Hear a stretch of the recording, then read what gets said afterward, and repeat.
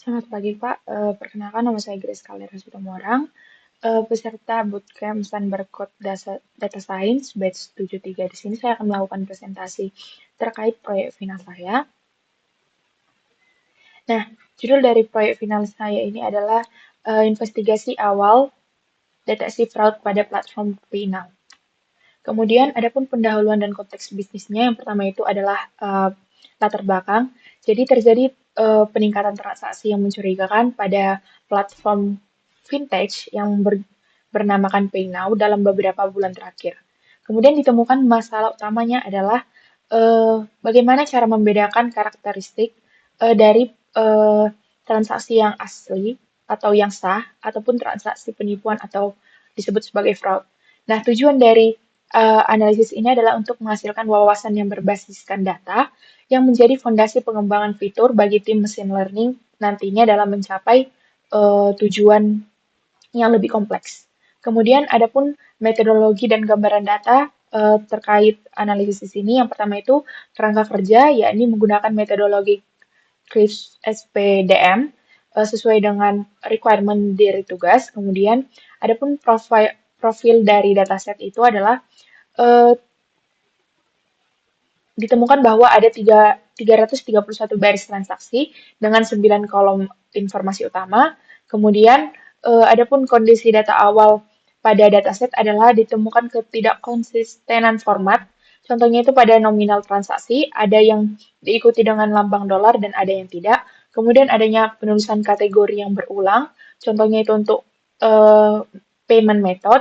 Jadi, ditemukan labeling uh, khususnya pada metode CARD.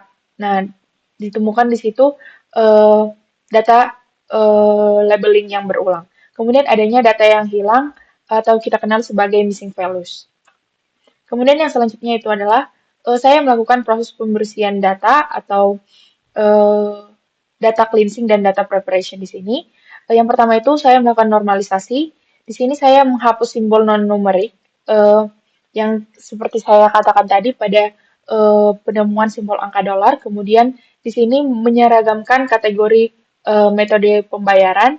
Di sini beberapa kali uh, adanya variasi penulisan khususnya untuk credit card. Nah, di sini saya melakukan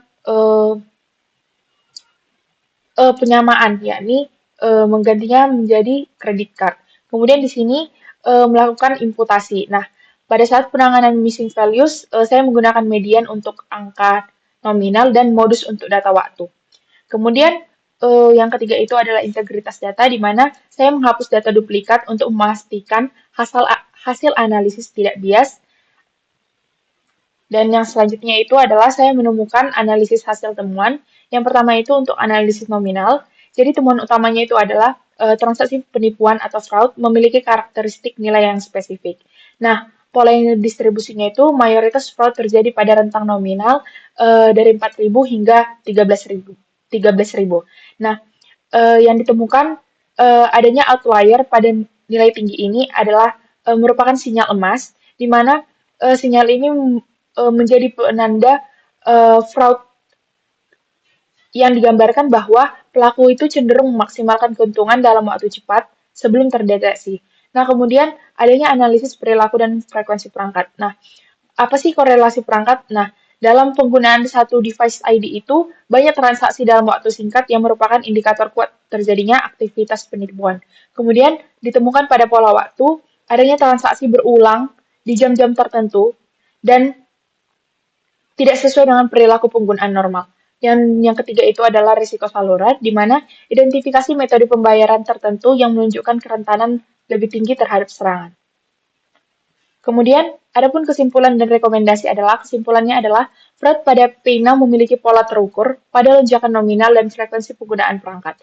Dan yang terakhir, adapun rekomendasi strategis yang didapatkan pada hasil analisis ini adalah, yang pertama itu menerapkan ambang batas atau threshold, di mana batas transaksi per perangkat itu maksimal 5 kali dalam periode tertentu. Nah, jika dia berarti di luar ambang batas, maka dia dianggap sebagai fraud. Kemudian yang kedua itu adalah fledging otomatis, di mana untuk memberikan peringatan pada transaksi di rentang nilai 4.000 sampai 13.000. Karena di sini berdasarkan hasil analisis kita, di sini transaksi yang paling sering terjadi fraud. Dan yang ketiga itu atau yang terakhir adalah optimalisasi mesin learning, yakni menggunakan transformasi logaritma pada fitur jumlah transaksi untuk menjaga stabilitas model. Sekian hasil presentasi saya. Saya ucapkan terima kasih.